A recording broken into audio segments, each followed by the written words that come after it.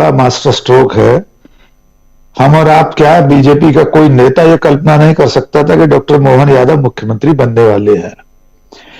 ये सहज संयोग है। अभी 3-4 महीने पहले मैं उज्जैन में था, प्रेस क्लब उज्जैन के एक कार्यक्रम में, उसमें डॉक्टर मोहन यादव मंच पर मेरे साथ थे। 2 कार्यक्रमों में मीडिया संबंधी हम लोग पिछले 2 महीने में एक साथ थे। सच बताऊं तो कोई कल्पना नहीं कर सकता था, मैं खुद ये कल्पना नहीं कर सकता था मैं भविष्य के मुख्यमंत्री के साथ बैठा हूं। खुद मोहन यादव कोई प्रदेश व्यापी नेता नहीं है। अखिल भारतीय विद्यार्थी परिषद से उन्होंने अपना सार्वजनिक जीवन शुरू किया था, पर विद्यार्थी परिषद में भी वे इतने बड़े नेता नहीं थे कि हम लोग अपने छात्र जीवन में कहीं उन्हें छात्र नेता के रूप में जानते रहे। अभी उच्च शिक्षा मंत्री थे, तब भी वे बहुत चर्चित मंत्रियों में से नहीं थे। बीच बीच में एक आध बयान ऐसे देते थे, जैसे गांधी जी के बारे में उन्होंने एक बयान दे दिया था, तब मैंने एक वीडियो बनाया था। लेकिन यह कयास लगाना तो असंभव था कि वे मुख्यमंत्री बन जाएंगे। ये नरेंद्र मोदी और अमित शाह की जो राजनीति है, चौंकाने वाली राजनीति है, उसका शिखर है कि एक ऐसे व्यक्ति को मुख्यमंत्री बना दिया गया जिसके बारे में कोई सोच नहीं सकता था। यद्यपि वे इससे पहले भी कर चुके हैं, गुजरात में, हरियाणा में, उत्तराखंड में। लेकिन इसके जरिए जो मुझे इसके नेतार्थ दिखाई दे रहे हैं, जो भविष्य में जो कुछ लक्ष्य हैं जिन्हें साधना है, वो सबसे पहला लक्ष्य 2024 का लोकसभा चुनाव। कांग्रेस, राहुल गांधी, इंडिया गठबंधन, ओबीसी जातिगत जनगणना की बात कर रहे हैं। मध्य प्रदेश में भी राहुल गांधी इसका नारा बुलंद कर रहे थे। तो चौथी बार मध्य प्रदेश में एक ओबीसी को मुख्यमंत्री बनाकर पड़ोस के राज्य उत्तर प्रदेश में, जो यादव बहुल मतदाता क्षेत्र है, बिल्कुल लगा हुआ है मध्य प्रदेश में, कई जगह कई जिलों की सीमा उत्तर प्रदेश से जुड़ती है। तो अखिलेश यादव समाजवादी पार्टी के साथ जो यादवों की गोलबंदी है, इसके जरिए मतलब भोपाल से लखनऊ पर निशाना साधने की एक तो कोशिश है।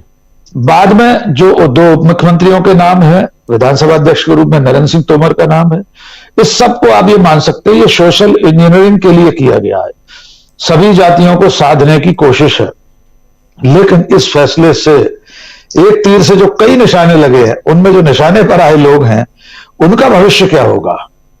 शिवराज सिंह चौहान 4 बार के मुख्यमंत्री, सांसदीय और मंत्री पद छोड़कर चुनाव लड़े, विधायक बन गए प्रहलाद पटेल। फग्गन सिंह कुलस्ते चुनाव हार गए हैं।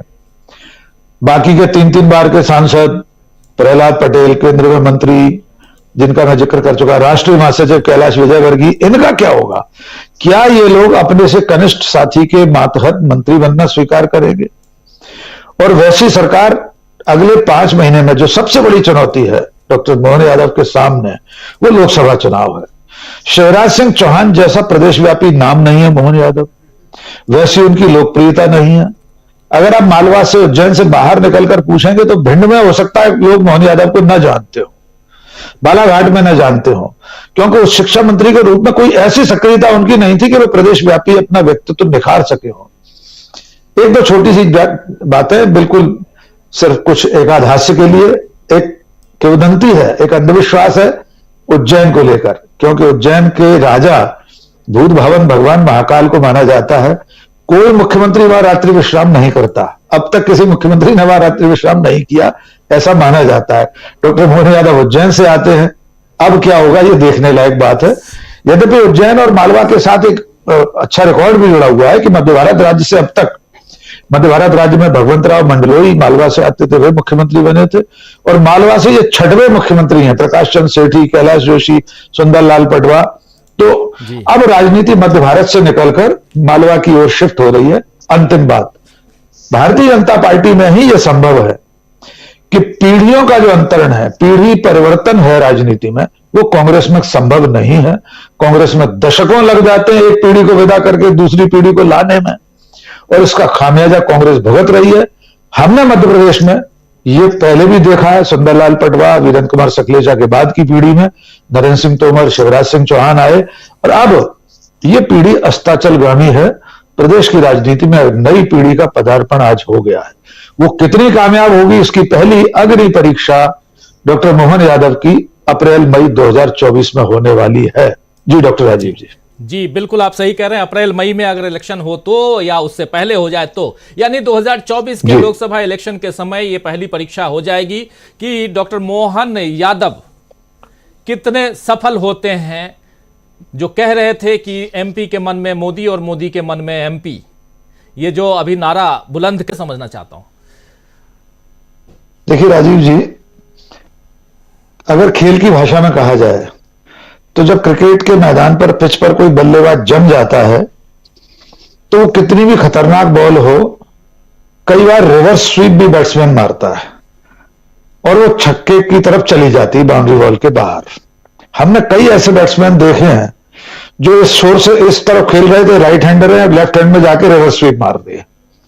नरेंद्र मोदी जी आजकल उसी तरह से पिच पर, क्रीज पर जमे हुए बल्लेबाज हैं, ऐसा उन्हें लगता है। लगातार सफलताएं सत्ता में बने रहने के बाद एक अभिमान भी आ जाता है। कोई भी व्यक्ति हो, चाहे इंदिरा गांधी रही हो या कोई और। बालकांड में कहा गोस्वामी जी ने, बड़ अधिकार दक्ष जब पावा, अति अभिमान हृदय तब आवा, नहीं को अस जन्मा जग माही, प्रभुता पाए जाहे मद नाही। तो इस समय प्रभुता जो है नरेंद्र मोदी जी की, वो चरम पर है, शिखर पर है। लगातार सफलताओं के कारण वे ऐसे निर्णय ले रहे हैं जो प्रथम दृष्टया आपको लग सकते हैं कि वे चौंकाने वाले हैं, सर्जिकल स्ट्राइक है, बहुत कोई बड़ा मास्टर स्ट्रोक है। लेकिन अगर आज के इस निर्णय की, मध्य प्रदेश की अगर वानगी देखें तो मेरे पास जो शुरुआती प्रतिक्रियाएं आई लोगों की, आम इष्ट मित्रों की, बीजेपी के राजनीतिक कार्यकर्ताओं की भी, पहली प्रतिक्रिया यह थी कि बीजेपी ने गलती कर दी है, ये कोई नो बॉल डाल दी है, खेल की भाषा में कहा जाए। इसको हम थोड़ा फैलाकर देखते हैं। अगर उन्होंने ये सोचकर मोहन यादव को मुख्यमंत्री बनाया है कि वे सीमावर्ती मध्य प्रदेश या थोड़ा दूर बिहार के यादवों की गोलबंदी कर लेंगे, तो पहली बात तो यह है कि डॉक्टर मोहन यादव यादवों के नेता तो मध्य प्रदेश में भी नहीं है। वे तो मालवा में भी यादवों के नेता के रूप में पहचाने और जाने नहीं जाते। तो ये उम्मीद करना कि सिर्फ उनका सरनेम यादव है इसलिए उत्तर प्रदेश के यादव लोकसभा चुनाव में बीजेपी के पीछे खड़े हो जाएंगे और अखिलेश यादव या समाजवादी पार्टी पूरी जमीन वे नाप लेंगे, इसकी संभावना मुझे कम दिखाई देती है। एक हस्तक्षेप जरूर मैं करना चाहता हूं जो मुझे पहले कहना था लेकिन अब कहता हूं। भारतीय जनता पार्टी आंतरिक लोकतंत्र का बहुत राग अलापती है। कांग्रेस में 10 जनपद से मुख्यमंत्री बनते हैं, ऊपर से थोपे जाते हैं, इत्यादि इत्यादि। मैं 4 बजे से अब तक यह जानने की बहुत कोशिश कर चुका हूं कि क्या मनोहर लाल खट्टर और वो 3 लोगों की जो पर्यवेक्षकों की टीम आई थी, उसकी रायशुमारी में 164 विधायकों में से कितने विधायकों ने डॉक्टर मोहन यादव का नाम लिया था? कौन सी पर्ची डली थी? कौन सा गुप्त मतदान हुआ था? तो क्या सचमुच में ये विधायकों के प्रतिनिधि के रूप में ही डॉक्टर मोहन यादव मुख्यमंत्री चुने गए, या नरेंद्र मोदी ही एक तंत्रात्मक व्यवस्था में पार्टी चला रहे हैं? उन्होंने जो निर्णय ले लिया वो लागू हो गया। गुजरात में, उत्तराखंड में, हरियाणा में, झारखंड में, उसी रूप में मध्य प्रदेश में आज मुख्यमंत्री चुन लिया गया है। तो कम से कम आज के बाद बीजेपी का कोई प्रवक्ता या नेता यह कहे कि हमारी पार्टी में आंतरिक लोकतंत्र है, सामूहिक नेतृत्व की भावना है, उससे निर्णय होते हैं। तो आज का यह निर्णय तो न तो सामूहिक रूप से कहीं चर्चा में आया होगा, यह कोई साबित करने की अब जरूरत नहीं है, पार्लियामेंट्री बोर्ड तक नहीं पहुंचा होगा, विधायकों के बीच रायशुमारी नहीं की गई, कांग्रेस में भी नहीं होती रही है।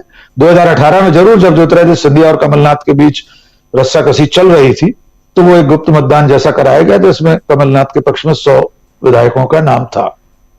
लेकिन अगर इसे मास्टर स्ट्रोक के रूप में देख रहे हों कुछ लोग, तो उन्हें प्रतीक्षा करनी चाहिए कि शिवराज सिंह जैसे लोकप्रिय व्यक्ति को हटाकर डॉक्टर मोहन यादव के हाथ में कमान अगर दी है तो ये 2024 में अप्रैल मई में, अभी 140 दिन बाकी है मुश्किल से नए मुख्यमंत्री के लिए, क्या वे बीजेपी को, नरेंद्र मोदी को लोकसभा चुनाव में सफलता दिला पाएंगे? तो मैं लौटकर आपके सवाल पर आता हूं। फिलहाल इसकी संभावना थोड़ी कम दिखाई देती है। बड़े से बड़े नेता राजनीतिक फैसले करते समय गलतियां करते रहे हैं, जैसा कि उदाहरण अभी सुनील जी ने और डॉक्टर पाचपोर ने राजस्थान के उदाहरण दिए, मोहनलाल सुखाड़िया से लेकर अभी तक के जगन्नाथ पाड़िया इत्यादि के।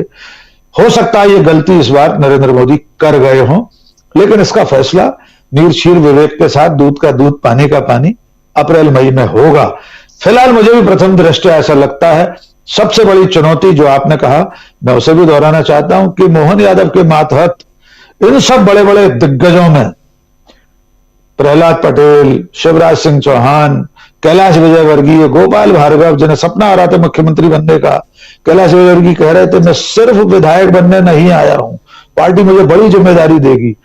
तो मोहन यादव के मातहत मंत्री बनना तो कोई बहुत बड़ी जिम्मेदारी नहीं है डॉक्टर राजीव जी। ये जिम्मेदारियां ये लोग कैसे स्वीकार करेंगे, ये देखना अभी बाकी है। और अंतिम बात, ये मोदी शाह की भाजपा है, इसमें बगावत करने की हिम्मत किसी में नहीं है। मैं प्रशांत जी की बात से सहमत हूं, कोई बगावत नहीं कर पाएगा इनमें से, वसुंधरा राजे भी नहीं, क्योंकि मोदी जी के साथ उनके जो अष्टावक्र हैं, उनके साथ ईडी, सीबीआई, आईटी इत्यादि इत्यादि, उससे पार पाने की ताकत इनमें किसी में से नहीं, किसी के पास नहीं है। जी राजीव जी। जी बिल्कुल बिल्कुल। तो बहुत कुछ है, लेकिन क्या गलतियां कर रही है बीजेपी या गलतियां कर रहे हैं प्रधानमंत्री नरेंद्र मोदी, इसकी चर्चा भी जरूरी है। हम तो कांग्रेस की गलतियां खूब ढूंढते हैं, लेकिन क्या